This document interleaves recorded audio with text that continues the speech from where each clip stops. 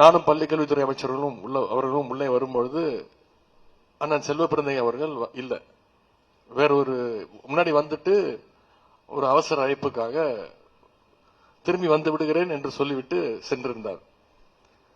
அதன் பிறகு ஒவ்வொருத்தராக பேச ஆரம்பிச்சிட்டோம். கடைசி வரைக்கும் இவர் வரமாட்டார் போல இருக்கு. இவர் வருவாரா மாட்டாரா நிகழ்ச்சிக்கு? பத்திரிகை நண்பர்கள்லாம் தலைப்புகள்லாம் ரெடி பண்ணி உதயநிதி அப்செட்,